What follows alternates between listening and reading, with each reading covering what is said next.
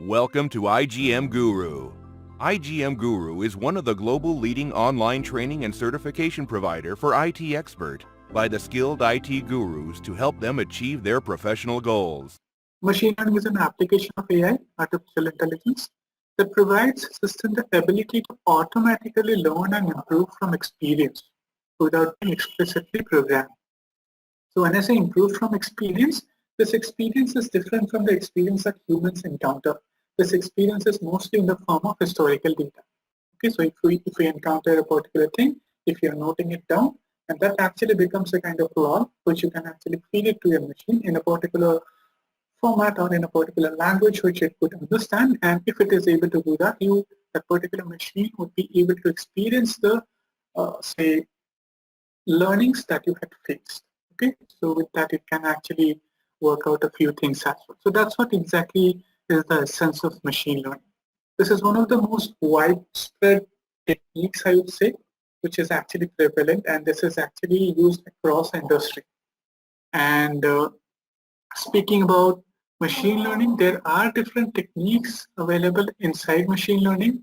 And if you have to understand this a bit more technically, when I speak about machine learning, it's specifically certain statistical techniques, okay, which you would be applying using a particular tool or programming language in a particular business domain. In your case, the business domain is fixed, and I believe that's automotive. So what happens is, to give you a very simple example, let's say you have a case of linear regression, and wherein you are trying to understand what are the important factors which goes behind the sales of Hyundai cars in a particular segment. Okay, you would necessarily would have to have the data collected at some point in time, the customer behavior data. It could be a combination of demographic data of the customer, financial data of the customer, and the buying behavior data of the customer. So these three aspects combine to form a particular data based on which each and every row in your data set would represent whether a particular customer is actually buying the car from your, let's say, set of offerings that you have in your product segment, or he is not. So in case he is not, that essentially means that he is buying a car from your competitor. Okay, so that's what we are actually looking for when we speak about a data set. And whenever you're applying certain statistical techniques in that particular data set in order to derive that particular conclusion. Okay, the conclusion is something like that, where if I have a set of attributes, whether I'll be able to predict whether the particular person is going to buy my car or not. Okay, so that's the kind of prediction which you'll be doing, in which you'll specifically be using techniques of machine learning. Okay, and how would you be building that thing? So when it comes to implementation, what is it that you're doing? You know the business problem, you have the data, you know what you want to achieve. But how do you do that? In order to do that, you'd essentially have to either code out something. There are a number of ways in which you can do that. There is option like drag and drop, in which you can drag and drop the parameters and build your model. There are options in which you can also code it up. Okay. Specifically in the area of IT, we usually prefer to code these things out because there could be certain customizations which we might require, which may not be possible in that particular platform or the tool that we're using. Okay, but to give you a very simple example, if you're trying to use Tableau, or in case you're trying to use Microsoft Azure, both of these things have a very good drag and a drop interface, using which you would be able to build a satisfactory amount of, say, model, using which you'll be able to predict the event. Okay, so that is what is the essence of machine learning. Okay, now let me move on to the next slide that I have. This could be a bit technical. Okay, so please be there with me. I'll try to make it as relevant as it is possible for you guys. Okay, now this slide strictly speaks about the different types of techniques that we have inside machine learning techniques. Okay, I have already provided an example of supervised learning technique just now, wherein you will try to predict whether a particular customer is going to buy a particular car or not. Okay, that could be a particular example of supervised technique. And unsupervised technique could be something like that.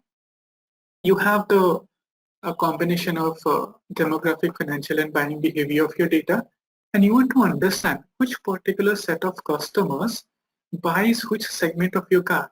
Okay, I believe you guys are having cars at different segments, targeted to different income group, right? You're having something in the range of say 10 to 12 lakhs, something in the range of 5 to 7, something below 5. Okay, so accordingly, you might have classified certain customer groups as well. So accordingly, so how would you know which particular set of customers belongs to which group? So if I have, let's say, a particular observation which denotes the entries for a particular customer, to which category it would actually belong. How would that help you? Okay, let me tell you that. Once you identify to which particular cluster or category that particular customer belongs with the help of supervised learning, you would be able to curate your offerings to that particular customer. So kind of customized offerings you would be able to deliver because you already know what could be the possible range of expenditure that that particular customer could possibly meet, or the buying preference that that customer would have.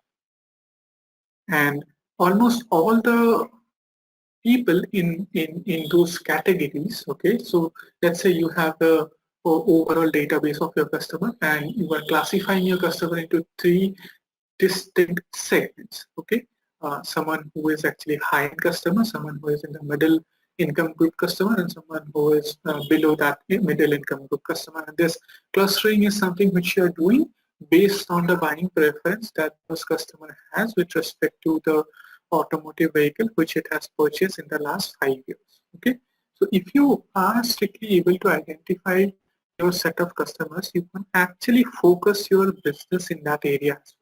You'll be better positioned to have your team working on a set of customers with a prior background of that customer known to you. You would be able to deliver better offerings, customized offering to that particular customer, and chances are much higher that you would end up converting a business into sales.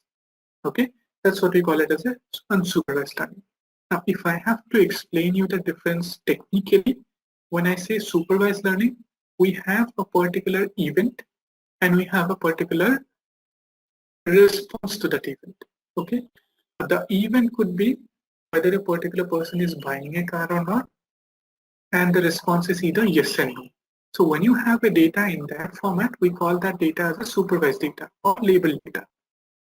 Now, the other thing is unsupervised data or unlabeled data. In unsupervised data, you do not have that response.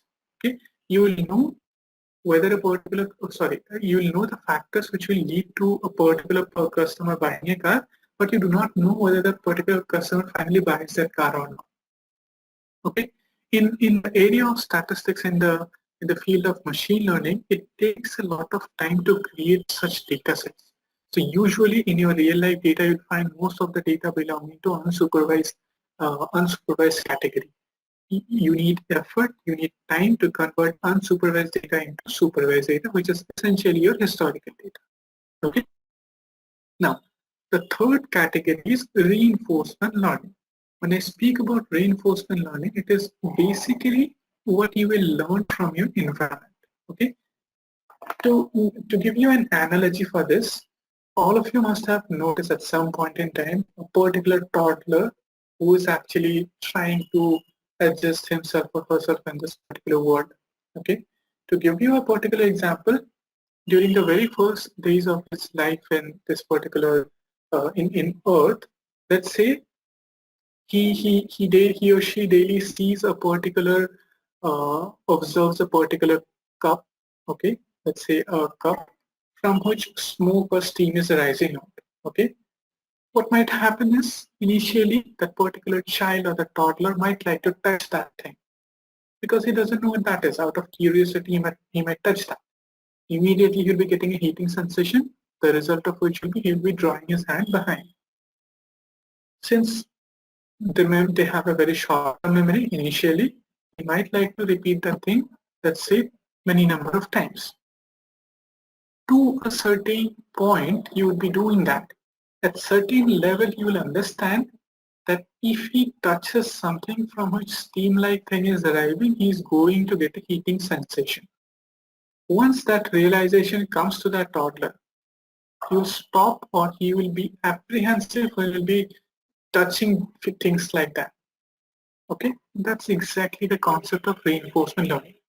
Learning from your environment, along with which you are having something called as a reward or punishment. When you're touching that cup, you get a hitting sensation, which is basically a punishment. If you're not touching that, you're not getting that hitting sensation, which is basically a kind of reward, you can say. So algorithms in this particular area are built in that particular fashion. Okay, this is just an overview, not a technical concept. Certain examples of reinforcement learning: Google car, self-driving cars. Okay, these are some of the best examples that I have. Okay, now we have another set of another set of distribution of supervised learning. We have regression-based supervised learning and classification-based supervised learning.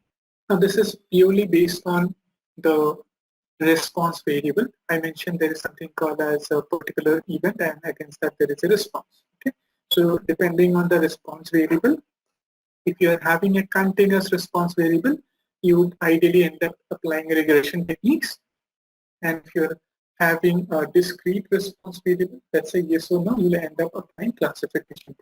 Okay, so this is all about your machine learning algorithm. Okay, what are the different types of machine learning algorithms that we have? There are a lot of things which I can actually go on speaking about these algorithms. Okay, and this will actually never end actually. Okay, and there is another branch which is a kind of extension of machine learning algorithm, which we call it as a deep learning algorithm. Okay, which gives us a set of different architecture. So that is also something that we have, but I'm not going to speak about that. So let's try to understand certain use cases of machine learning algorithm. What are certain instances where you can actually use this kind of machine learning algorithm? Okay, one simple case could be quality control. Okay, it could be like you can try to understand whether certain parameters of a particular product are actually reaching to a particular category. Okay, so essentially when you're actually doing quality control, you have certain measures. Okay, you have certain parameters which you would like to measure, and there is a particular threshold based on which you will say whether a particular product is meeting that quality or not. Okay, so you can actually perform this particular exercise using machine learning as well. Okay, so you can automatically build a particular algorithm and identify whether certain products are meeting that particular criteria. Now this is from the product point of view. There could be certain things from the customer point of view as well, like predictive maintenance. Let's say you are having a particular automotive, or you own a particular vehicle, okay, and you know it's not that new. It has been some time, let's say 3.5 to 4 years of time. You are also apprehensive that if you're taking a long drive, it might break down somewhere, and that could be one of the reasons you are a bit apprehensive about a long drive. Okay, but at that point in time, just try to imagine if your dealer comes up to you and tells you that since you have driven this much kilometers, and since the machine, since some of the parameters of the car that we have actually measured is we believe that is actually going out of certain range, we believe that your car has a very high chance or high probability of breakdown in let's say XYZ area, let's say in the area of drivetrain. Okay, so if you would actually want to go for some kind of some kind of replacement of your parts, that will actually ensure that all the other parts also are intact, and this will also ensure that the car is having long life. So this is some kind of input that you, like as an automotive dealer or as an automotive company, can reach out to your customer. Obviously, you'll be requiring a lot of data for that. You need to monitor your say customers' behavior, the car's data, and all the other parameters which you want to monitor. But the point that I'm trying to drive is this is something which could actually be done, and this is something which is actually being done. Okay, there are companies even in the Indian automotive industry who are actually following such things. Okay, then you have something in the area of inventory prediction. How do you know which, let's say you have your tie-ups with your OEMs. Okay, you have your tier 1, tier 2, tier 3 OEMs. So how do you know which particular say item in your inventory is going to going to get exhausted, and accordingly, if that particular item is not available, the wait time for selling a particular car might increase, which might ultimately affect the customer experience, okay, in a not so positive way. So you might like to understand how you can predict to maintain an optimum level of inventory with respect to the OEM suppliers that you have. You can do that using time series analysis, which is another part for your machine learning algorithms. Okay. Then you have something called as vehicle diagnostic, which is very much related to predictive maintenance. Vehicle diagnostics could be understood in two different manners. One is something that is related to predictive maintenance, and one is simply giving a kind of dashboard kind of view to your customer, which will actually help him monitor the progress or the quality of the components of the car. Okay, let's say it could be something related to the internal mechanics of the car. It could be something related to the embedded features of the car, like the electronic component of the car, the music system of the car. It could be something related to the cooling level of the car, or it could be something related to the petrol consumption of the car as well. Okay, so these are some of the things which you can do. And coming back to the last point, we have something in the area of dealer sentiment index. So it's in the area of dealers. So if you are handling your dealers as well, so let's say you are dealing with a lot of dealers and there has been certain disputes which has been going on. Okay, and if you want to understand whether that particular dealer is someone who would actually like to part away with this particular, say, automotive, is something that you can also understand by analyzing sentiments. Okay, sentiments in the sense that whatever discussions you guys are having or whatever things you are exchanging, if you are somehow able to, say, record a particular thing and you are able to convert those things into a particular algorithm, there are a number of algorithms which will actually tell you whether the discussions that you are having with your dealer is actually going in a positive way or in a negative way, based on which the future actions might actually take place, or let's say over a period of time, whether the sentiment that a dealer had towards you has increased or it went on a downward slope, depending on which you will also understand like whether the dealer was satisfied or not. Okay?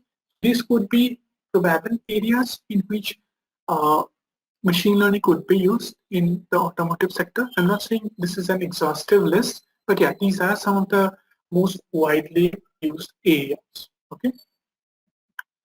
The next thing that we have is the workflow. Okay, so when I speak about the workflow of machine learning, so what happens? There are a lot of things which goes into the background, but these are some of the things which I could actually find it out.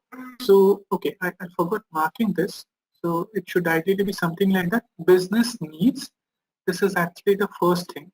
Okay, the first stage, I would say. I have something to mark with. Just hold on, let me see if I have something that I can use as a marker. Okay, I don't think I use.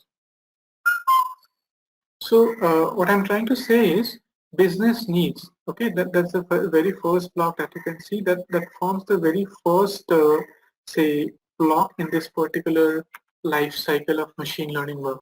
Okay, so there is essentially a particular business need. So some of you had mentioned, how can I how can I actually use machine learning or techniques related to that to overcome the things which I'm doing on a daily basis, which are actually very repetitive and which are actually very boring as well. So this could be a business need. Okay, how could I enhance my sales as a business need? How could I ensure that my inventory is up to date and is on an optimum level? Business need. Okay, how do I track which particular customer segment do I have to focus when I'm actually doing a new launch? Business need. Okay, these are all business needs, okay, which could actually convert to a technical solution, okay, once every everything related to the business needs are actually outlined clearly and the scope is also defined. Okay, so what we have is something like when we have a business need, the very first thing that we would like to do is we like to once we have a business need defined and like let's say translate it into technical needs, we try to build something which we call it as a minimum viable product. Okay, so this is a minimum. When I say a minimum viable product, this is a kind of say product which tells you what could be the capability that it could actually generate and how well it could respond to your business need. Okay, so it's a kind of demo product, you can say. Okay, it's a kind of demo product or a service which could actually help you understand whether the business need that you have is being able to solve with that particular thing or not. So let's say if you have a particular issue which you are actually facing. Let's say you want to optimize your inventory. So I build a minimum viable product. I test it out. Using that minimum viable product whether I'm able to optimize my inventory or not. If I'm able to do that, that means your minimum viable product is actually a succeed.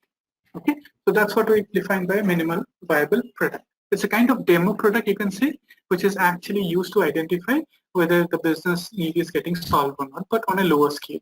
Okay. In order to build that minimum viable product, what we do is the very first step is we try to get the relatable data from our database. So there has to be some kind of database which we are working on. In case we do not have that, we need to find or we need to create that particular data.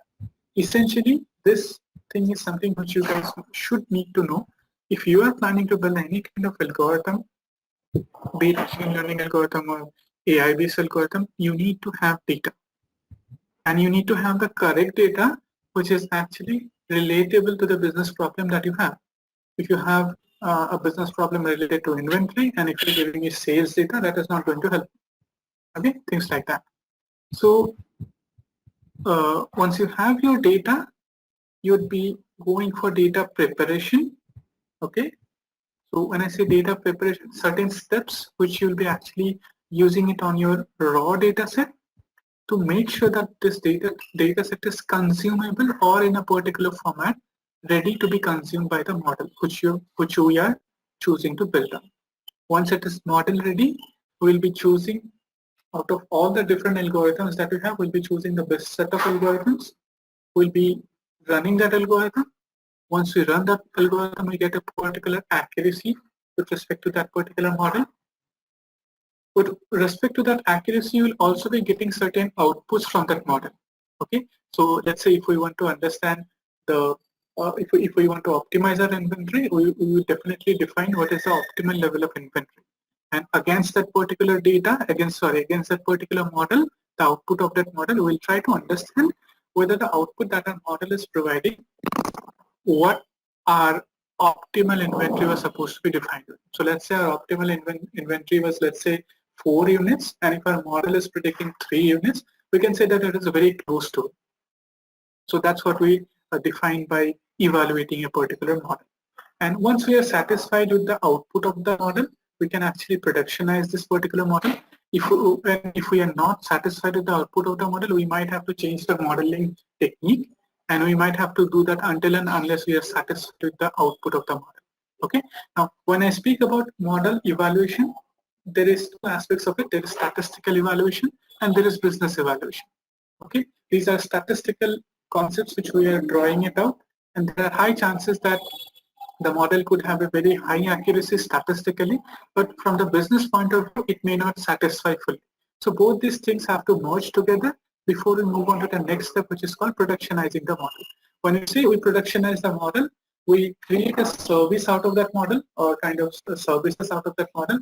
We deploy it in the production environment so that all the department in our company can actually access that model and the services provided by the model and actually can get the necessary output.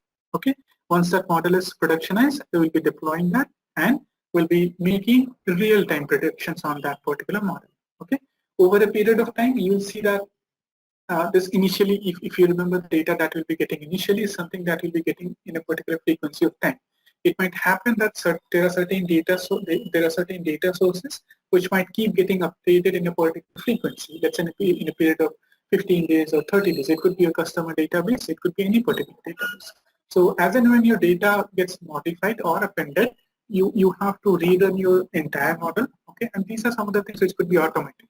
Okay, so the moment you have your new data addition, your model runs. Once your model runs, you'll be giving a particular accuracy. Okay, you'll have a benchmark accuracy, and if that particular accuracy is crossing that benchmark accuracy, they're moving on to productionizing the model and deploying the model. Okay, so this is what is actually being done in the block, which you call it as monitoring predictions. Okay, so this is in a particular manner the workflow of your entire machine learning model, and this is irrespective of the industry which you are actually working. Okay, there could be changes here and there, but overall the things or the concepts should remain the same. Okay, the next thing that I have is a particular use case wherein a automotive company had used analytics for launching a new product. Okay, so the idea behind this exercise is I'm trying to show how you can use analytics even for a new product launch. Okay, this is in addition to the different dimensions or different, say, different spheres in which you can actually use analytics. Okay, so the thing is, like, there was a particular automotive company who was actually very carefully studying the customer behavior. They were trying to identify what is it that a particular customer is actually looking for when they're actually like planning to buy a new car. What are the features which they're looking for? What is the existing feature which they don't have based on which they're selling their cars? Or what is that one particular feature in the existing car? So a particular data set was built, and when I say data set, this was a data set which was roughly around 9 to 10 million of data that we had. Okay, and this was primarily done by creating surveys. Okay, like preliminary data collection techniques, billing survey, billing questionnaires, and doing surveys, capturing the responses and converting that particular data set to a particular structured format. Okay, so this was something which was done, and they additionally try to understand their existing customers' intention as well. So when I say intention, they try to understand which were those particular things for which their existing customers had to get back to their service centers. Okay, what are the different kinds of service requests that they were having? Okay, what was the level of customer relationship that the dealer was maintaining? Okay, so it was an kind of a 360-degree overview of their customers, which they try to capture by capturing the real-time experience with the car and by also capturing the dealer level relationship. Okay, so this was some kind of data which they managed to build, and this was a huge data. They were actually hosting this data on a particular platform, on a Hadoop-based platform. Okay, and once they were able to do this particular thing, they had their data lake set up. So they had this particular flow of data set up. Once they had the flow of data set up, they tried to analyze this particular data. They were using an analytical tool. It was a Python-based tool. Okay, so they were using this particular tool to analyze this particular database. They're trying to understand different preferences of the customer. Okay, they're doing the data mining techniques, building insights from the data which were which were actually not understandable, or which was actually not you were not able to comprehend that particular insights when you're looking at the data for the first time. Okay, the data was essentially an Excel-based data, so if you look at that Excel data, you may not be able to draw those insights which they finally managed to draw with the help of visualization tool and with the help of analytical tools as well. And finally, what they had done was they tried to do an unsupervised learning technique, which in their particular case was clustering analysis. They performed a clustering analysis, and they had a particular target group in mind. Okay, so before they carried out this survey, they were actually planning to launch a new product. Okay, but they were not very sure which was that particular customer group which they need to target. So this particular exercise of working on the clustering technique helped them to understand the different cluster groups of people which they had in their database, and accordingly they were very successful in targeting a particular segment of people with the help of which volume in that particular product, the new product which they had launched in the market, was one of its kind, in the sense that in that particular category, in that particular price range, there was no other competitor's product. It was basically a AMT car. Okay, so basically automatic and manual transmission car which they had actually launched, and using that they were actually able to have a 4% increase in their volume sales. They are still relying on this technique, and the next target that they have in mind is around 12%. So they are trying to increase their volume sales from 4% to 12%. And this is a very new use case, like it is as old as say 1 or 2 years old, I would say. Okay, and this is something that is still work in progress. Okay, so they had a new product launch. They performed analysis. They performed algorithms to identify the target group. They did data mining. They had actually done data mining to understand insights from the data. Okay, which they were not able to understand when they're looking at this raw and structured data. Okay, that was something which was not evident. Okay, in case anyone of you might have worked on Tableau, you might be knowing that the moment you are actually taking, let's say, 2 or 3 variables and drawing out in your Tableau pane, you totally get a different perspective of your data, which you may not get when you're actually looking at it in an Excel file. Okay, so these are definite advantages that we have, okay, for analytics. I had just tried to poke some of these few things. There are a lot of things in which analytics is used, and this is one of the things which is very much prevalent in Indian industry as well. Okay. Thanks for watching the video. For full course, please visit www.igmguru.com and enroll today.